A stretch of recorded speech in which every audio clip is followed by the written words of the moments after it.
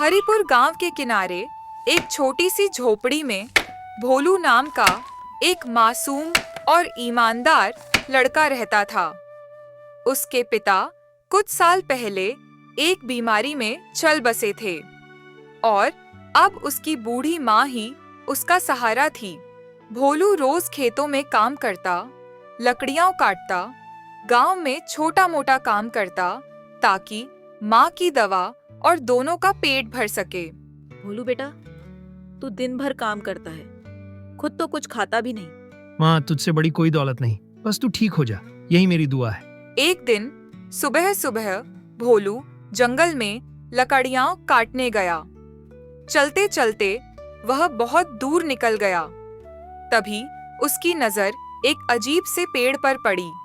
पेड़ की शाखाएं सुनहरी थीं और पत्ते चांदी की तरह चमक रहे थे। भोलू हैरान रह गया। हे भगवान, ऐसा पेड़ तो मैंने कभी नहीं देखा। ये असली है या सपना? भोलू ने पेड़ के पास जाकर हाथ जोड़कर कहा, अगर तू कोई जादुई पेड़ है तो मेरी एक विनती सुन ले। मेरी माँ बहुत बीमार है, बस वो ठीक हो जाए, मैं कुछ नहीं चाहता। तभी पेड़ की शाखाएं हिलीं और एक गूंजती आवाज आई। भोलू, तू नेक दिल और निस्वार्थ लड़का है। मैं एक जादुई पेड़ हूँ और तेरी सच्चाई से खुश होकर मैं तेरी इच्छा पूरी कर रहा हूँ। भोलू की आंखों में आंसू थे।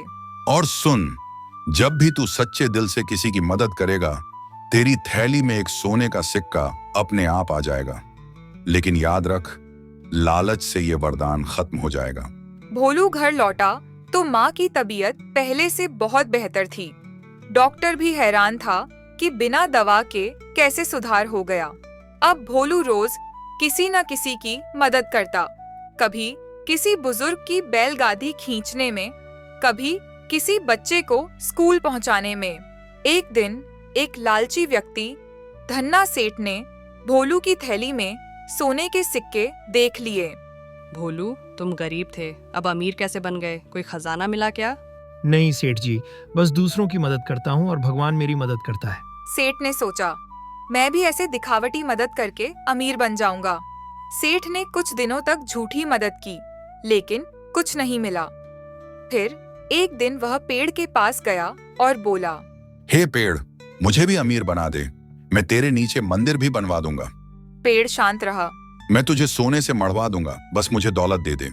तभी पेड़ की आवाज आई, तू स्वार्थी है और मैं स्वार्थी लोगों की कोई मदद नहीं करता, भाग जा यहाँ से। अचानक तेज हवा चली और सेठ डर के मारे भाग गया। अंत में भोलू की माँ पूरी तरह स्वस्थ हो गई और अब वे दोनों मिलकर गांव के अनाथ बच्चों को पढ़ाते और खिलाते थे।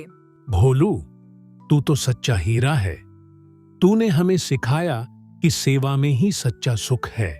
नहीं काका, इसमें मैंने कुछ नहीं किया, ये सब तो भगवान की कृपा से हुआ है।